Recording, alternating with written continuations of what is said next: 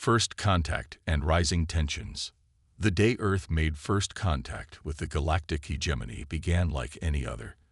Dr. Elena Reyes, lead xenolinguist at the United Earth Space Command, was poring over radio telescope data when an unmistakably artificial signal caught her eye. Her heart raced as she realized its implications. Humanity was not alone. Within hours, the news spread across the globe. Governments scrambled, religious leaders pontificated, and ordinary citizens looked to the stars with a mix of wonder and trepidation. As the signal's origin drew closer, it became clear that whoever sent it was coming to Earth. 3 days later, a sleek, otherworldly vessel appeared in orbit. It dwarfed the International Space Station, its iridescent hull defying Earth's most advanced sensors. A message, broadcast in perfect English, requested a meeting with Earth's leaders. The United Nations hastily convened an emergency session. After heated debate, they selected a delegation led by Secretary General Amara Okoro. As their shuttle approached the alien ship, Okoro steeled herself for humanity's first extraterrestrial diplomatic mission. The hegemony representatives were a sight to behold. Towering, avian creatures with iridescent plumage and 4 arms, they introduced themselves as the Zarquin. Their leader, High Emissary Krexall, regarded the humans with an unsettling mix of curiosity and condescension. "Welcome, children of Earth," Krexall chirped, mandibles clicking. "We bring greetings from the Galactic Hegemony, the united governing body of over 300 sapient species." Secretary General Okoro, ever the diplomat, smiled warmly. "On behalf of humanity, we are honored to make your acquaintance. We look forward to peaceful exchange and mutual understanding." What followed was a whirlwind of cultural exchange and technological revelations. The hegemony shared tantalizing glimpses of faster-than-light travel, energy production that could end Earth's resource wars, and medical advances that promised to eradicate disease. In return, they expressed great interest in human art, music, and philosophy. But as weeks turned to months, cracks began to show in the facade of intergalactic goodwill. Dr. Rice, now part of the diplomatic team, noticed subtle shifts in the Zarquin's behavior. They became increasingly evasive when questioned about Earth's potential membership in the hegemony. One night, working late in the liaison office aboard the Zarquin ship, Elena overheard a heated conversation between 2 alien officers. Her implanted translator struggled with their rapid speech, but she caught enough to send a chill down her spine. Humans advancing too quickly. Potential threat to hegemony stability. Recommend immediate action. Elena's mind raced. She had to warn Earth's leadership, but how to do it without alerting the Zarquin? As she contemplated her next move, a shadow fell across her desk. She looked up to see Krexall looming over her, eyes glinting with malice. "Dr. Reyes," the High Emissary's voice was cold. "I believe you've heard something you shouldn't have." Back on Earth, tensions were rising. Despite the hegemony's promises of shared technology, little concrete had materialized. Some nations, frustrated with the UN's cautious approach, began pursuing their own negotiations with the aliens. The global economy teetered on the brink as corporations and governments alike jockeyed for position in this new galactic paradigm. Colonel Marcus Chen of the newly formed Earth Defense Force watched the situation with growing unease. A career military man with a PhD in xenobiology, Chen had been skeptical of the Zarquin's motives from the start. Now, as reports of missing scientists and unexplained phenomena trickled in, his suspicions deepened. Chen voiced his concerns to General Adebayo, his superior at EDF headquarters beneath the Rocky Mountains. "Sir, I believe the hegemony is deliberately stalling us while they assess our capabilities. We need to accelerate our own research and development, with or without their help." Adebayo frowned. "You may be right, Chen, but we can't risk provoking them. One wrong move could lead to—" The general's words were cut short by a piercing alarm. A junior officer burst into the room, face pale. "Sir, we've lost contact with Outpost Artemis on the far side of the moon." Chen, and HFY exchanged grim looks. Outpost Artemis was Earth's most advanced research facility, working on reverse engineering hegemony technology. Its radio silence could only mean one thing. As Earth's military scrambled to respond, the Zarquin ship abruptly broke orbit. Secretary General Okoro's frantic calls for explanation went unanswered. Hours later, a message arrived from deep space, its tone a far cry from the hegemony's initial overtures of friendship. People of Earth, Krexal's voice boomed from screens worldwide. Your rapid advancement and uncontrolled ambition pose a threat to galactic stability. The hegemony has deemed it necessary to curb your species' growth. Submit to our guidance or face the consequences of your defiance. The ultimatum hung in the air like a thunderclap. Humanity stood at a crossroads, facing an adversary beyond their wildest imaginations. But as fear and uncertainty gripped the globe, something else stirred in the heart of every human: determination. In the bowels of EDF headquarters, Colonel Chen clenched his fists. "They have no idea who they're dealing with," he muttered. "If it's a fight they want, then by God, we'll give them one they'll never forget." As governments worldwide convened in emergency sessions, as scientists worked feverishly to unlock the secrets of alien tech, as ordinary citizens grappled with this new reality, one thing became clear: humanity would not go quietly into the night. The galactic hegemony had made a grave mistake in underestimating the tenacity, creativity, and sheer stubborn will of the human race. The stage was set for a conflict that would reshape the galaxy. Earth, the underdog, against the might of an interstellar empire. But as any student of human history could attest, it was never wise to bet against the planet of apes that had clawed their way from caves to the stars. The hegemony was about to learn a painful lesson. Do not fuck with Earth. Earth's defiance and preparation. The hegemony's ultimatum echoed across Earth, a galactic gauntlet thrown at humanity's feet. For a moment, the world held its breath. Then, like a slumbering giant roused to fury, it roared back. In an unprecedented display of unity, the nations of Earth cast aside their differences. The United Earth Defense Council, hastily formed from military and scientific leaders worldwide, convened in the underground bunkers of Geneva. Their mission: to forge a plan that would ensure humanity's survival and independence. Colonel Marcus Chen found himself at the heart of this endeavor. As he strode into the war room, the faces that greeted him were grim but determined. General Adebayo nodded to him, gesturing towards a holographic display of the solar system. "Ladies and gentlemen," Chen began, his voice steady despite the weight of the moment, "we face an enemy with technology centuries beyond our own. But what we lack in advancement, we make up for in ingenuity and the will to survive. It's time we show the galaxy what humans are made of." Over the next weeks, Earth became a hive of feverish activity.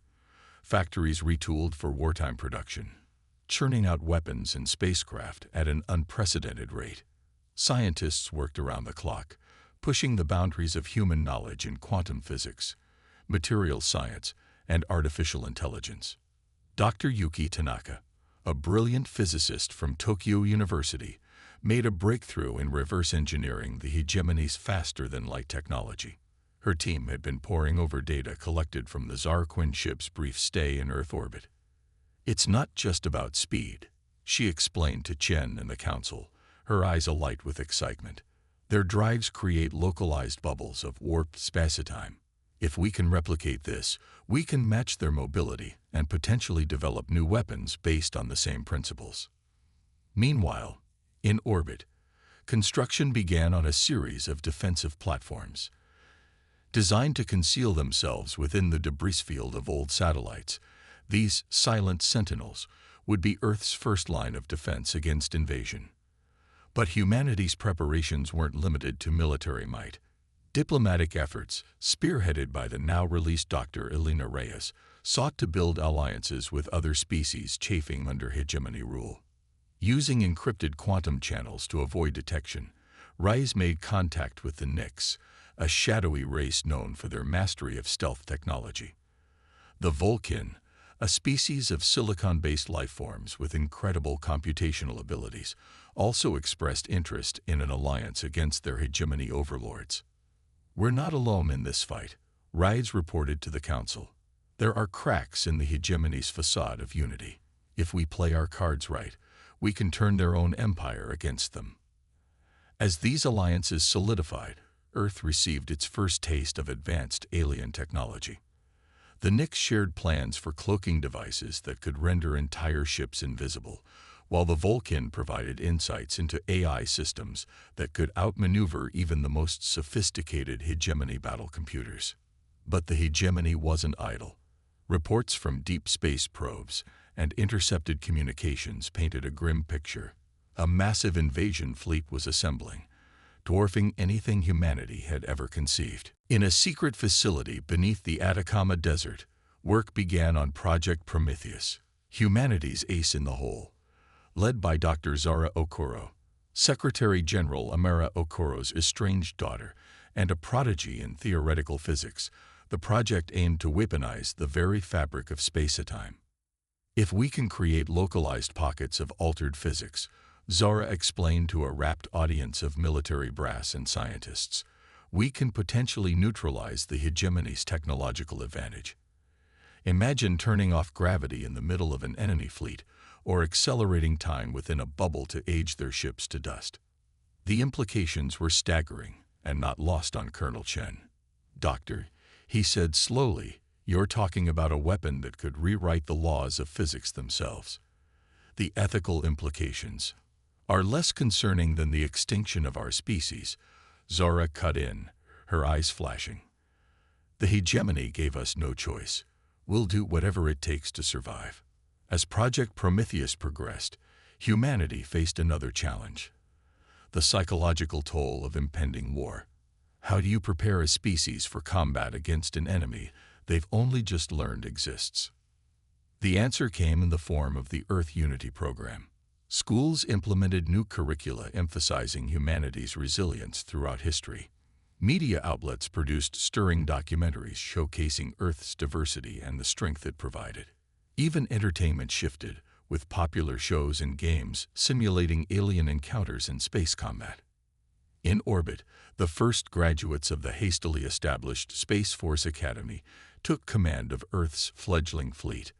These ships, a hybrid of human innovation and reverse-engineered alien tech, represented humanity's best hope for survival. Captain Aria Zhang, top of her class and daughter of Chinese and Nigerian immigrants, stood on the bridge of the EDF Defiant, Earth's first FTL-capable warship. As her crew ran final checks, she couldn't help but feel a mix of pride and trepidation. They were about to embark on humanity's first deep space patrol, prodding the edges of the solar system for signs of the coming invasion. "Helm, set course for the Kuiper Belt," she ordered, her voice steady. "Let's show these hegemony bastards that humanity's reach has grown." As the Defiance engines flared to life, as Project Prometheus entered its final stages, as allies gathered and Earth steeled itself, a palpable sense of anticipation filled the air. Humanity had been backed into a corner, but now it was ready to come out swinging. In the depths of space, the hegemony invasion fleet approached, unaware that their easy conquest had become anything but. They expected to find a cowed, primitive species ripe for subjugation. Instead, they were about to face the full, terrible wrath of a humanity united, prepared, and fighting for its very existence. The battle for Sol was about to begin, and the galaxy would never be the same. The battle for Sol. The void of space erupted in a dazzling display of light as the hegemony's invasion fleet dropped out of FTL on the edge of the Kuiper Belt. Thousands of ships, from nimble fighters to behemoth dreadnoughts, filled the sky in a terrifying armada that seemed to stretch to infinity. On the bridge of the EDF Defiant, Captain Aria Zhang's breath caught in her throat. The enemy fleet was even larger than their worst estimates. "Comms, alert Earth Defense Command. The hegemony is here," she ordered, her voice tight but controlled. "All hands, battle stations. This is not a drill." Back on Earth, Klaxons blared as the alerts spread across the globe. In the war room beneath Geneva, Colonel Chen and the Earth Defense Council watched grimly as holographic displays lit up with the approaching threat. "They're here," General Adebayo announced, his usually booming voice oddly quiet. "May God have mercy on us all." But as the hegemony fleet advanced, they encountered something unexpected. The space around them shimmered, and suddenly they were surrounded by Earth's defense fleet. Ships that had been hidden by Nick's cloaking technology, decloaked in perfect ambush position. High Admiral Krexall, leader of the hegemony forces, mandibles clicked in surprise. Impossible. These primitives shouldn't have this level of technology. Captain Zhang's voice crackled over the comms of every Earth vessel. "All ships, execute Operation Hornet's Nest. Fight smart, fight hard, and may Earth be with you." The battle erupted in a fury of energy weapons, missiles, and maneuvering that defied the laws of physics. Earth's ships, though outnumbered, fought with a ferocity that caught the hegemony off guard. Vulcan AI systems predicted enemy movements with uncanny accuracy, allowing human pilots to dance through the chaos with preternatural skill. On Mars, a hidden base activated. Massive rail guns, built in secret using plans provided by the silicon-based Vulcan, began launching projectiles at relativistic speeds. The hypersonic slugs tore through hegemony ships, each impact releasing energy equivalent to a nuclear blast. Admiral Krexall watched in growing horror as his supposedly invincible fleet was slowly but surely being whittled down. "How?" he screeched at his advisors. "How are they doing this?" But Earth's defenders were paying a heavy price. For every hegemony ship destroyed, 2 or 3 human vessels were lost. The space around Earth was becoming a graveyard of twisted metal and frozen bodies. On the Defiant, Captain Zhang gritted her teeth as another nearby friendly ship exploded. "We can't keep this up forever," she muttered. "Command, this is Zhang. We need Prometheus. Now." In the underground lab in the Atacama, Dr. Zora Okoro received the message. She looked at the experimental device before her, a swirling mass of exotic matter and energy barely contained within a magnetic bottle. "It's not ready," she whispered, "but it'll have to do." Colonel Chen's voice came over the secure line. "Doctor, we're out of options. Whatever Prometheus can do, we need it now." Zora closed her eyes, said a silent prayer, and activated the device. For a moment, nothing seemed to happen. Then, in the space between Earth and Mars, reality itself seemed to hiccup.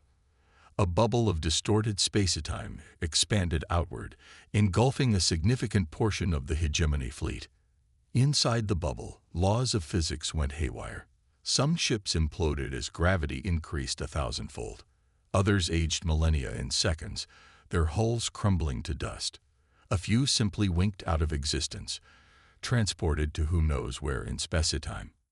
Admiral Krexall watched in abject terror as a third of his fleet simply ceased to be. "By the Founders," he gasped. "What manner of demons are these humans?" The tide of battle shifted dramatically. Earth's forces, bolstered by the success of Prometheus, pressed their advantage. The Nix allies unveiled their ultimate stealth technology, phase-shifting entire squadrons into a parallel dimension before reappearing inside the hegemony formation. But the hegemony still had one last, terrible card to play. A massive ship, easily dwarfing all others, moved into position above Earth's North Pole. Energy readings from the vessel spiked off the charts. "Oh no," Dr. Rice breathed, analyzing the data. "It's a planet killer. They're going to destroy Earth rather than let us win." As the super whip on charge, desperation fueled human ingenuity one last time. Captain Zhang, her ship battered but still functional, made a fateful decision. "All power to engines and forward shields," she commanded. "Plot a collision course with that superweapon." "Captain," her XO protested, "that's suicide." Zhang's eyes were steel. "That's an order, Commander. It's been an honor serving with you all." The Defiant streaked across space, dodging fire from hegemony ships, on a one-way trip to save Earth. As they approached the planet killer, Zhang opened a channel to Earth. "This is Captain Area Zhang of the EDF Defiant. Tell our story. Tell them we did not go quietly. Earth prevails." With that, the Defiant slammed into the planet killer's main emitter at relativistic speed. The resulting explosion was visible from Earth's surface, a new brief star in the sky. The hegemony superweapon, its delicate systems shattered by the impact, began to break apart. A chain reaction ripped through the massive ship, culminating in an explosion that rivaled a supernova. In the war room, Chen watched as the explosion cleared, revealing a battered but intact Earth. The remaining hegemony ships, leaderless and demoralized, began to retreat. For a moment, there was silence. Then, a cheer erupted that seemed to shake the very foundations of the planet. Humanity had done the impossible. They had stood against the might of a galactic empire and emerged victorious. As the dust settled and the enormous task of rebuilding began, Colonel Chen stood before the United Earth Council. "Today, we have proven that humanity is not to be trifled with," he declared. "But our journey is far from over. The galaxy now knows of our existence, of our strength. We must be prepared for what comes next." In orbit, the remnants of Earth's fleet regrouped. New ships were already under construction, incorporating captured hegemony technology. On Mars, terraforming projects that had been theoretical were now being fast-tracked. Humanity had been bloodied, but unbowed. The battle for Sol was over, but the war for humanity's place in the galaxy had only just begun. And this time, they would take the fight to the stars. Counterattack and revelations. The stars blurred into streaks of light as the EDF Vengeance, Earth's new flagship, dropped out of FTL on the edge of hegemony space. On the bridge, Admiral Marcus Chen, newly promoted after the Battle of Sol, surveyed the alien star system before him. "Status report," Chen ordered, his voice steady despite the weight of command. His XO, Commander Yuki Tanaka, formerly the physicist who had cracked FTL travel, responded crisply. "All systems nominal. Admiral, the fleet is in formation and awaiting your orders." Chen nodded, a grim smile playing on his lips. "Then let's introduce ourselves to the neighborhood. Launch the Nyx probes."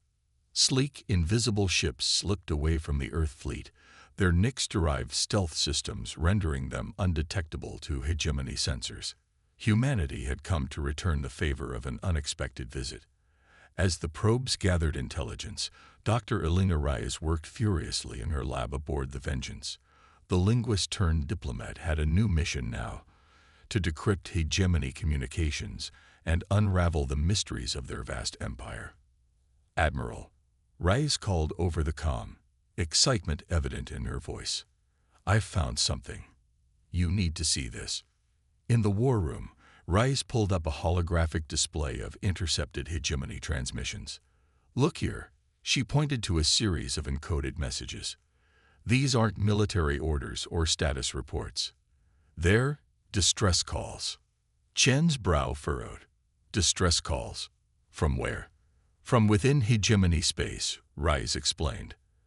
"And they're not just from one species. It's like half the hegemony is at war with itself." As the Earth fleet pushed deeper into enemy territory, they encountered scenes that defied their expectations. Worlds lay in ruins, not from external attack, but from internal strife. Refugee ships fled from battles between hegemony factions. The galactic superpower was tearing itself apart. On a remote outpost at the fringes of hegemony space, Earth forces made a startling discovery.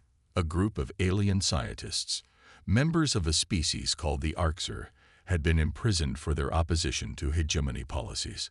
The lead scientist, Kalon, explained their situation to a stunned Chen and Reyes. "The hegemony you fought," Kalon said, his multifaceted eyes blinking rapidly, "is not the true face of our galactic community.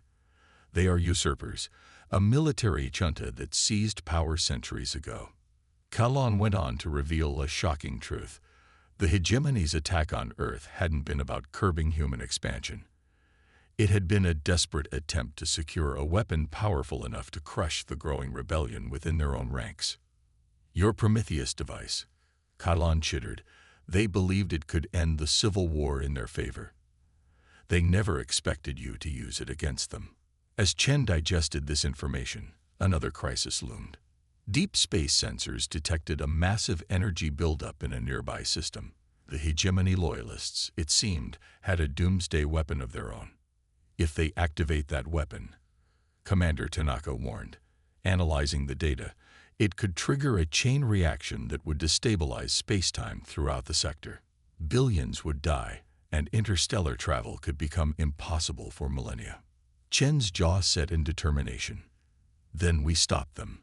Not just for Earth now, but for every species caught in this madness. The Earth fleet, bolstered by defecting hegemony ships and their new Arxer allies, set course for the weapon's location. As they approached, they faced not just enemy fire, but the very fabric of space-time beginning to warp and twist around them. Dr. Zara Okoro, monitoring the situation from her lab on the Vengeance, realized the terrible truth. The weapon, she gasped. It's powered by a captive singularity. If it destabilizes, we be looking at a black hole that could swallow half the galaxy, Chen finished grimly. In a desperate gambit, Chen authorized the use of their own game-changing technology. Zara's refined Prometheus device could potentially contain the damage, but deploying it would mean sacrificing the Vengeance and all aboard her. As the ship moved into position, Chen opened a channel to the fleet. This is Admiral Chen. What we do here today isn't just for Earth. It's for every species that has suffered under tyranny, for every world that deserves a chance at freedom.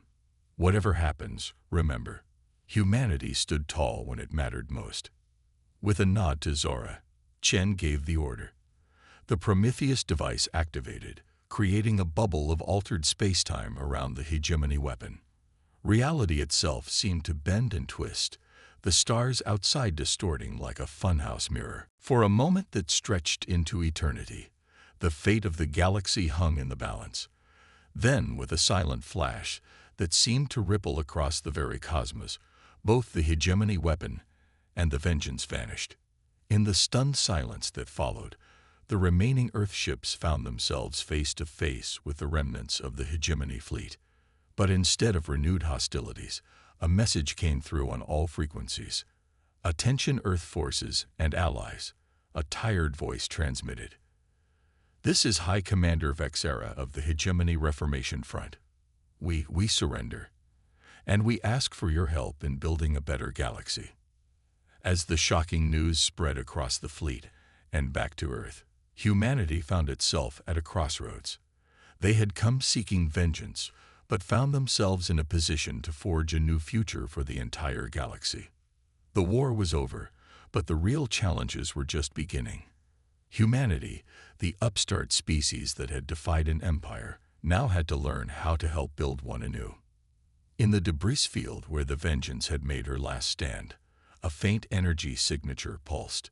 Unnoticed amidst the chaos of surrender and celebration, a small escape pod drifted silently through the stars, carrying within it the seeds of Earth's next great adventure. Triumph of the human spirit. The great hall of the Galactic Concord buzzed with activity. Representatives from 100 species, once part of the fractured hegemony, now gathered to shape the future of their shared cosmos. At the center of it all, somewhat to their own surprise, stood the humans. Dr. Elena Reyes, now Earth's senior diplomat, took a deep breath as she prepared to address the assembly. The last year had been a whirlwind of negotiations, peacekeeping missions, and frantic learning about galactic politics. Now it all came down to this moment. "Esteemed colleagues," she began, her voice carrying across the chamber. "A year ago, humanity was unknown to you. We were attacked, nearly destroyed, all because of fear and misunderstanding. But in our darkest hour, we discovered something profound. We are not alone in our desire for freedom, for justice, for a better tomorrow." As Reyes spoke, screens around the hall displayed images from the past year. Humans working alongside Orcs scientists to stabilize regions of space-time damaged in the war. Earth ships delivering aid to worlds ravaged by the hegemony's civil war. Former enemies learning to cooperate in the face of shared challenges. We stand here today, not as conquerors, not as saviors, but as partners, Rise continued. The Prometheus Accords before you are not just a peace treaty. They are a roadmap to a galaxy where diversity is celebrated, where knowledge is freely shared, and where no species need fear subjugation. In orbit high above, the EDS Phoenix, Earth's new flagship, stood watch. On its bridge, Admiral Yuki Tanaka, who had stepped into the role after Chen's apparent sacrifice, monitored the proceedings with a mixture of pride and apprehension. Quite a speech. A familiar voice came from behind her. Tanaka spun to see Marcus Chen, looking older and with a nasty scar across his face, but very much alive. "Admiral," Tanaka gasped. "But how?" Chen smiled wryly.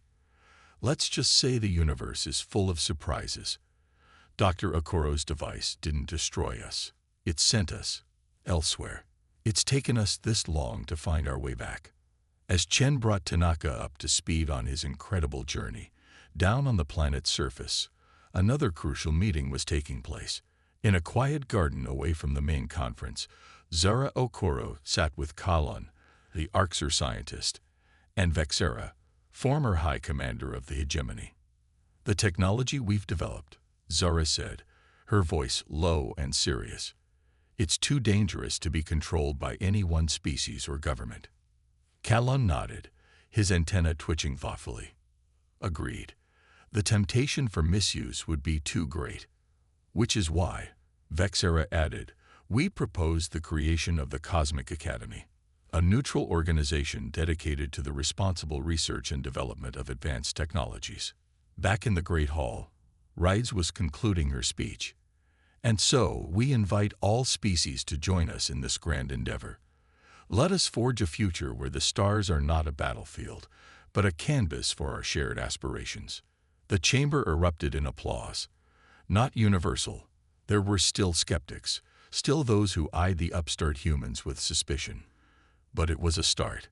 As the formal proceedings concluded, Rice found herself approached by a small, unassuming alien she didn't recognize.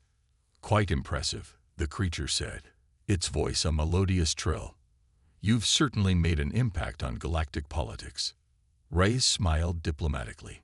"We've all worked hard to reach this point. And you are." The alien's eyes twinkled with an ancient wisdom. "Oh, just an observer. But I think it's time my people made their presence known as well. We've watched for eons, but your species, you've shown us something new." Before Reyes could inquire further, the alien vanished, leaving her to wonder if she'd imagined the entire encounter. Months passed. The Galactic Concord took its first, halting steps. There were setbacks. Old grudges don't disappear overnight, and more than once Earth found itself playing peacekeeper between former hegemony rivals. But slowly, surely, a new order began to emerge.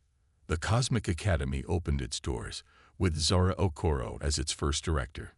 Brilliant minds from across the galaxy came together, tackling challenges that would have been insurmountable for any one species alone. On Earth, society grappled with its new reality.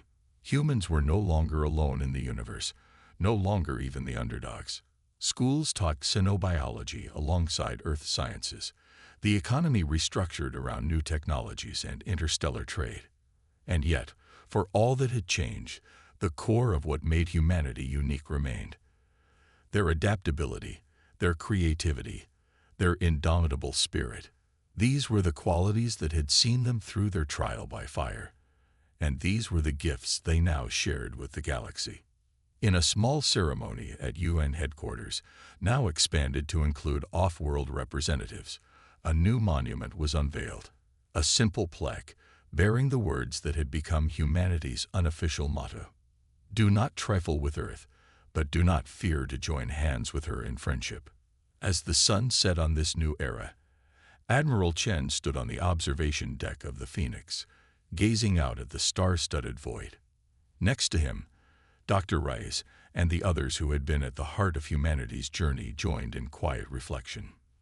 "You know," Chen said softly, "when I joined the military, I never imagined this would be where we'd end up. Defending Earth, sure, but helping to rebuild a galaxy." Ray smiled. "Life's full of surprises. I started out studying languages, and now I'm helping write the laws of a galactic society. And I was just a physicist," Zara added. "Now I'm responsible for some of the most dangerous knowledge in the universe." They fell silent for a moment, each lost in their own thoughts. Finally, Chen spoke again. "Whatever comes next, whatever challenges we face, I know this: humanity will face it head-on, with all the courage, ingenuity, and heart that got us here." As if in response to his words, a notification chimed. A new signal from far beyond the edges of known space. An invitation, perhaps, or a challenge. The next chapter of humanity's cosmic adventure was about to begin. The stars beckoned, and Earth, no longer alone, no longer afraid, stood ready to answer the call.